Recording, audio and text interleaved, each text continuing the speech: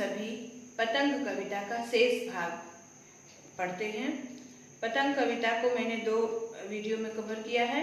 पहले अंश में आपने कवि परिचय और कविता का प्रारंभिक भाग पढ़ा है और दूसरे भाग में अब हम सभी आज यहाँ से अपना अध्ययन प्रारंभ करते हैं। जन्म से ही वे अपने साथ लाते हैं कपास। बच्चों, पतंग कविता में कवि ने बाल मन के कोमल मनोभावों का बहुत ही मनोहारी चित्रण किया है। एक बालक की भावनाओं को चित्रण करने का बहुत ही सुंदर प्रयास किया है। वो कहते हैं, जन्म से ही वे अपने साथ लाते हैं कपास। यहाँ पर बच्चों की कोमलता की तुलना कपास से कवि ने की है। पृथ्वी घूमती हुई आती है उनके बेचैन पैरों के पास। जब वे दौड़ते हैं बेसुध मतलब उन्हें अपने भी बिना होशो हवास के बेखबर होकर के छतों को भी नरम बनाते हुए दिशाओं को मृदंग की तरह, मृदंग अर्थात नगाड़े, ढोल या नगाड़े, जब वे पेंग भरते हुए चले आते हैं डाल की तरह लचीले वेग से अक्सर छतों के खतरनाक किनारों तक, उस समय गिरने से बचाता है उन्हें सिर्फ उनके ही रोमांचित शरीर का संगीत। रोमांचित अर्थात जब उनके शरीर में एक रोमांच उत्पन्न हो जाता है। पतंगों की धड़कती ऊंचाइयां उन्हें थाम लेती हैं महज एक धागे के सहारे। पतंगों के साथ साथ वे भी उड़ रहे हैं अपने रंध्रों के सहारे, रंध्रों रोम छिद्रों के सहारे, अपने मनोभावों के सहारे। अगर वे कभी गिरते हैं छतों के खतरनाक किनारों से और बच जाते हैं तब तो और भी निडर होकर सुनहले सूरज के सामने आते हैं। पृथ्वी और भी तेज घूमती हुई आती है उनके बेचैन पैरों के पास। बच्चों, इस कविता के माध्यम से कवि ने बालकों के हृदय के मनोभाव का चित्रण करते हुए कहे हैं कि जन्म से ही वे अपने साथ लाते हैं कपास। बालक जो है वो जन्म से ही कोमल होता है और बच्चों की कोमलता की तुलना उन्होंने कपास से की है और कहा है कि बालक के शरीर तथा मन दोनों ही बहुत ही फूल के समान न करके कपास की तुलना। आप देखिए बच्चों, परंपरागत उपमान विधान से भिन्न नवीन उपमान विधान का प्रयोग कवि ने किया है। परंपरागत पहले क्या होता था, किसी के कोमलता की तुलना प्राचीन कवि जो है फूलों से करते थे, परंतु यहाँ पर कवि आलोक ध्वन्नवा ने एक अभिनव प्रयोग किया है, एक नया प्रयोग किया है और बालकों की भावनाओं की, उनके शरीर की कोमलता की तुलना कपास से की है। कहा है, जन्म से ही वे अपने साथ लाते हैं कपास, अर्थात बच्चे जन्म से ही कोमल होते हैं, कपास की भांति कोमल होते हैं। इसमें इस पूरी पंक्ति में स्पर्श बिंब का प्रयोग किया है कवि ने। इस पर बालक की कोमलता को कपास की भांति स्पर्श बिंब का प्रयोग करते हुए दर्शाया है। पृथ्वी घूमती हुई आती है उनके बेचैन पैरों के पास और पृथ्वी जैसे मानो उनके कोमल चरणों को छूने के लिए व्याकुल होकर के उनके पीछे पीछे दौड़ रही हो।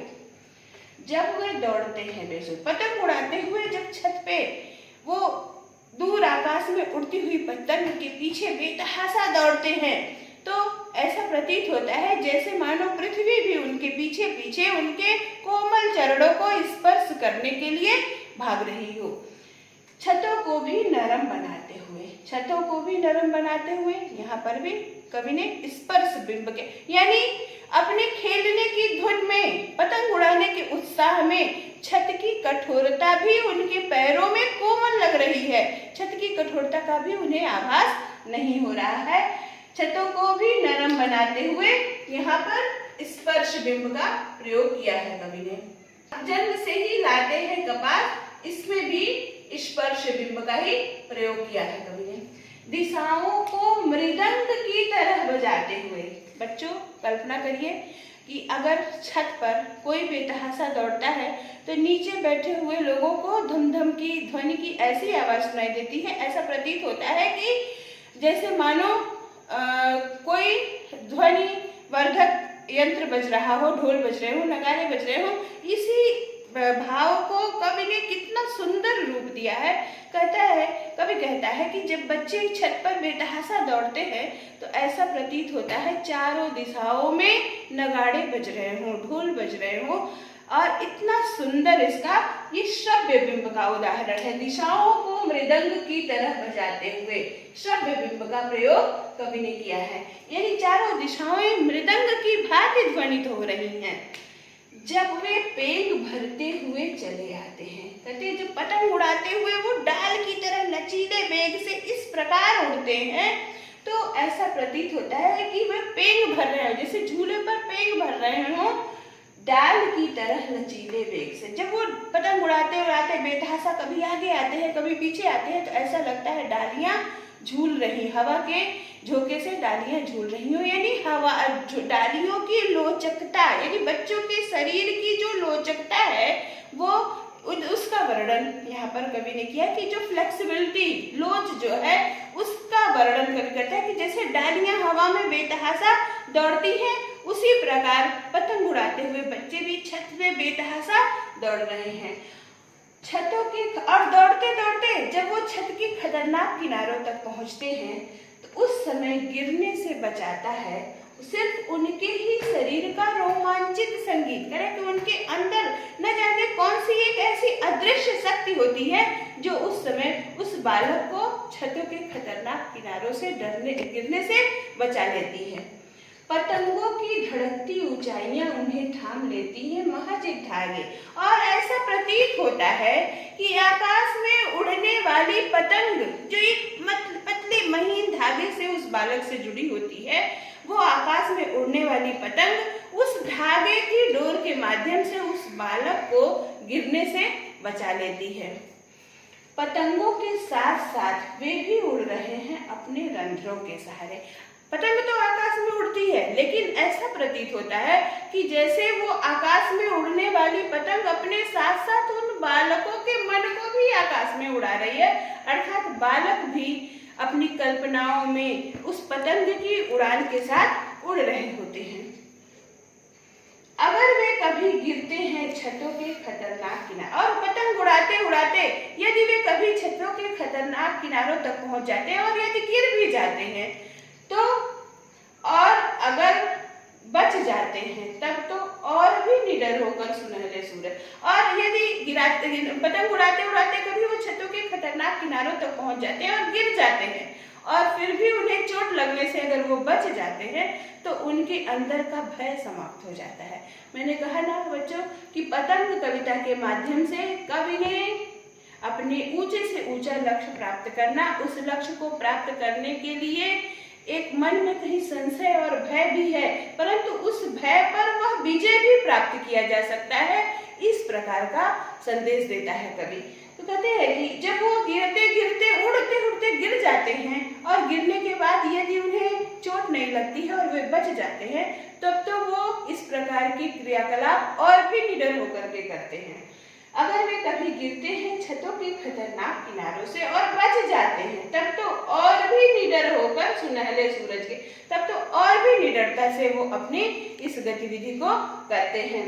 पृथ्वी और भी तेज घूमती हुई आती है उनके बेचैन पैरों की। पृथ्वी अपने उन बच्चों के कोमल चरणों को स्पर्श करने के लिए मानो उनके पीछे पीछे दौड़ रही हो।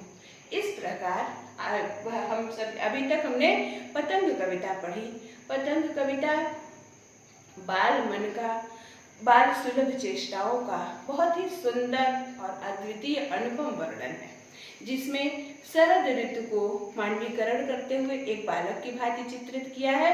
और वो एक ऐसा बालक है जो सूर्य की चमकीली किरणों रूपी साइकिल पर सवार होकर के बच्चों के समूह को पतंग उड़ाने के लिए आमंत्रित करता है। और इस विभिन्न बिंबों के माध्यम से कवि ने इस समूचे घटनाक्रम को, इस समूचे क्रियाकलाप को हम सभी के समक्ष ऐसा प्रस्तुत किया है कि जैसे मानो हम लोगों की आंखों के सामने पतंग उड़ाने वाले बच्चों का झुंड जैसे मानो आसमान में छतों पर खड़े होकर के दूर आकाश में अनंत ऊंचाइयों तक अपनी रंग बिरंगी पतंगे उड़ा रहा हो और आकाश में रंग बिरंगी तितलियों की भांति उड़ती हुई पतंगे जैसे मानो साक्षात हमें दिखाई दे रही हों। कवि की बिंब विधान की सबसे बड़ी विशेषता यही है बच्चों, जैसा कि मैंने पार्ट 1 में आपको बताया भी था कि बिंब का तात्पर्य होता है दृश्य, यानी किसी भी घटना, विषय वस्तु, व्यक्ति अथवा स्थिति का इस प्रकार चित्रण करना कि पाठक या श्रोता के समक्ष ऐसा प्रतीत हो कि जैसे मानो उस दृश्य का साक्षात्कार कर रहा हो, वह दृश्य सीधे सीधे उसके सामने घटित हो रहा हो। तो इस कविता को पढ़ने के पश्चात सुंदर बिंबों के माध्यम से कवि ने ऐसी प्रस्तुति दी है कि ऐसा प्रतीत होता है कि मानो हम अपनी आंखों के सामने पतंग उड़ाने वाले बच्चों के समूह को पतंग उड़ाते हुए देख रहे हैं। आकाश में रंग बिरंगी पतंगे उड़ रही हैं। बच्चों, अब हम अभी तक तो हमने इस कविता के भाव पक्ष पर चर्चा की, आइए हम इसकी शिल्पगत विशेषताओं पर भी चर्चा करते हैं। अभी तक हमने पतंग कविता की भावपक्षी विशेषता पर प्रकाश डाला, आइए अब हम सभी चलते हैं उसकी शिल्पगत सौंदर्य पर चर्चा करते हैं। कवि ने प्राकृतिक सौंदर्य का अद्भुत चित्रण किया है। पतंग कविता प्रकृति का एक अनूठा प्रयोग है।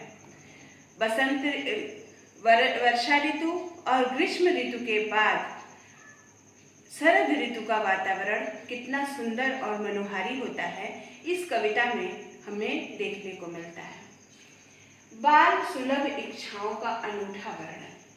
कवि ने बाल मन के मनोभावों का बहुत ही सुंदर संयोजन किया है। कवि ने बालक का मन पतंग उड़ाने के लिए या किसी भी प्रकार के खेल में बहुत ही अधिक लगा रहता है। पतंग उड़ाना उनका सबसे प्रिय खेल होता है। तो इस कविता में कवि ने एक बालक के मन में पतंग उड़ाने के लिए जो लालसा, जो उत्कंठा है, जो बेचैनी है, उसको इस कविता में शब्दों के माध्यम से चित्रित किया है। मानवीकरण, अनुप्रास, पुनरुक्ति, प्रकाश अलंकार और उपमा आदि अलंकारों का प्रयोग किया है। बच्चों, सबसे पहले शरद आया पुलों को पार करते हुए अपनी चमकीली साइकिल तेज चलाते हुए, पंक्ति में शरद ऋतु को ही एक बालक की भांति कवि ने चित्रित किया है। तो इस प्रकार प्रकृति की ऋतु का मानवीकरण, ऋतु को एक बालक के रूप में चित्रित करना अर्थात प्रकृति के क्रियाकलापों पर मानवीय भावों का आरोप किया है, इसलिए यहाँ पर मानवीकरण अलंकार होगा। और जगह जगह पर जो भी अन्य अलंकारों का प्रयोग किया है, कविता को पढ़ाते समय मैंने उसको बता दिया है। प्रसाद गुण है, भाषा बहुत ही सरल, सहज, बोधगम्य है। खड़ी बोली का प्रयोग है, मुक्तक छंद का प्रयोग किया है कवि ने। शब्दों की दृष्टि से इस कविता में तत्सम शब्द, तद्भव शब्द और विदेशी भाषा के कुछ शब्दों का प्रयोग किया है। बिंब विधान सबसे अनूठी विशेषता है इस कविता की, बिंब विधान। इसका बिंब विधान कवि ने परंपरागत उपमानों से भिन्न नवीन उपमानों का प्रयोग किया है। जैसा कि मैंने आपको कविता में व्याख्या करते हुए बताया कि बाल सुलभ चेष्टाओं का ऐसे ऐसे उद्धरणों के माध्यम से चित्रण किया है कि कविता बहुत ही नवीन प्रतीत होती है।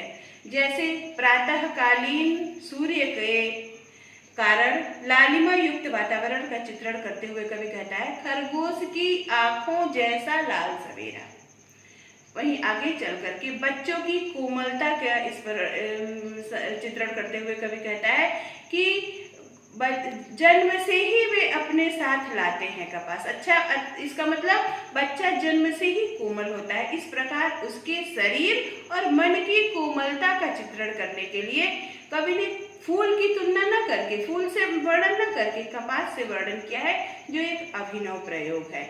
दूसरा, दिशाओं को मृदंग की तरह बजाते हुए। जब बच्चा छतों पर बेतहाशा दौड़ता है तो दिशाएं ध्वनित होती हैं, तो उसमें मृदंग के बजने की कल्पना से ध्वन्यात्मक है, जो कि